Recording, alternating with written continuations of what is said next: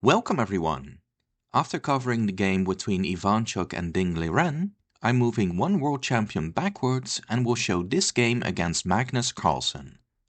This was played in Bilbao in 2008, and at this point Ivanchuk had been an elite player for a while, rated close to 2800, and Carlsen, being 17 or 18, was still ambitious and didn't yet make weird accusations of cheating. Anyway, let's not waste time. Carlsen had white and played d4, knight to f6, c4, e6, and after knight to f3, black has a number of options, most importantly d5, the queen's gambit declined, b6, the queen's Indian defense, and bishop b4 check, the Bogo Indian defense. Ivanchuk chose the most classical move, d5, then knight to c3, bishop to e7, and Carlsen chose the bishop f4 variation. Black castled, e3, and then c5. Black attacks white's center as soon as possible. Black can play in multiple ways. Knight bd7, c6, and b6 are also common.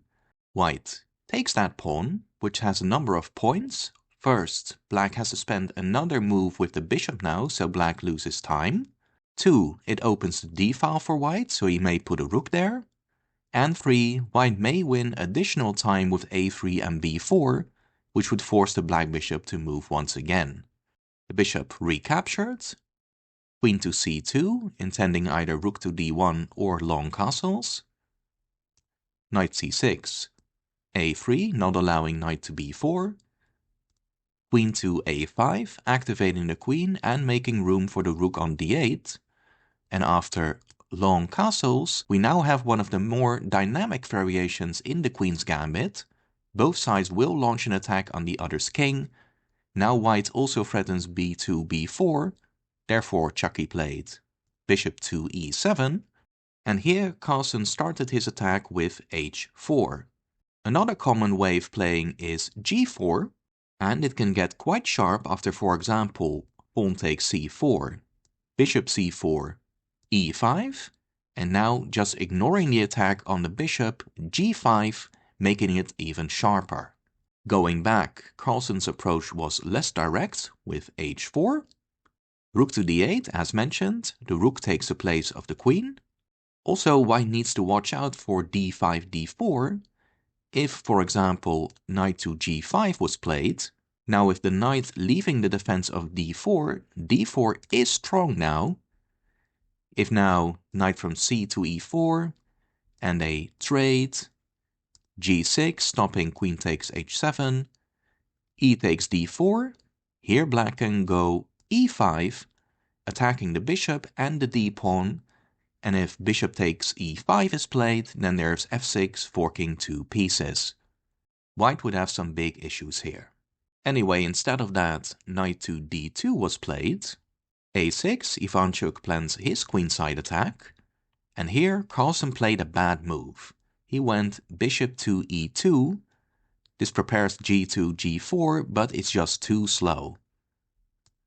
He could have gone g4 right away, and play could continue with knight takes pawn, rook to g1, d4, counterattacking white's knight, and after knight to b3, queen to h5 guarding the knight, and knight takes d4, here black certainly has no initiative and white is better set up to attack himself.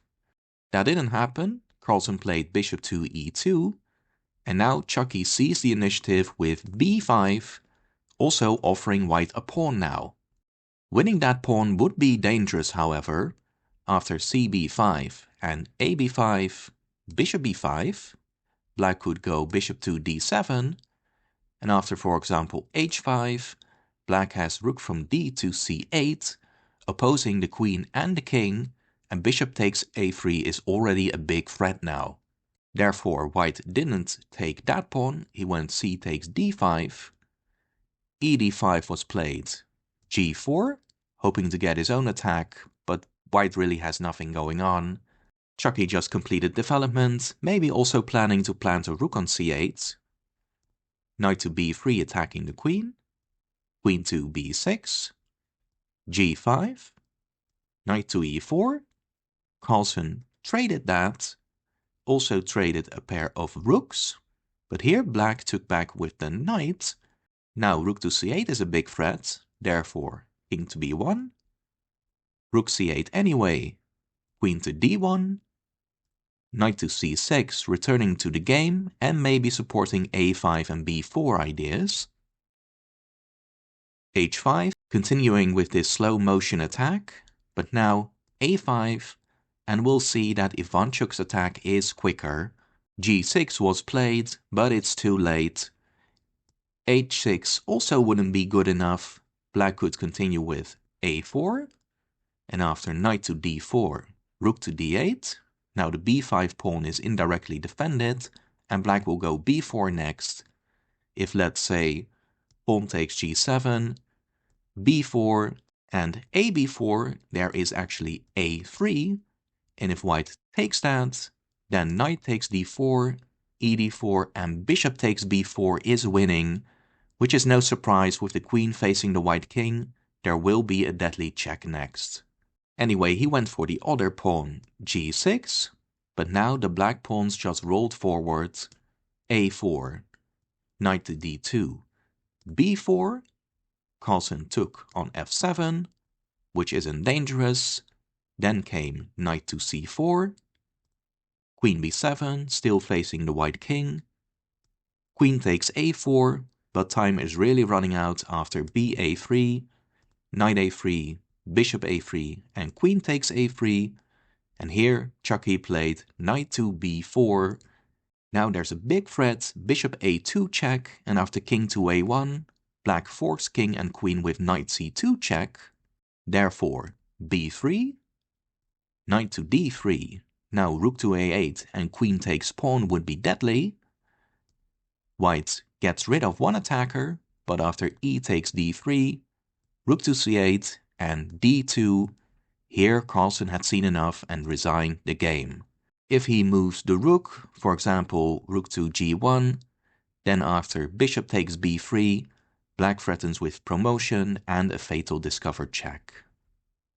So, great game by Chucky. I think this game clearly shows how important the initiative and time is in a dangerous opposite castling position like this. After Carlsen played one slow move, bishop to e2, Ivanchuk pounced immediately, and already at that point, white was basically losing. Anyway, another nice win by Ivanchuk. I plan to show some more of his great games against other world champions. I also have a playlist with other great Queen's Gambit Decline games. You may want to check that out. If you enjoy these games, please like and subscribe. And as always, thank you for watching Chess Student and take care.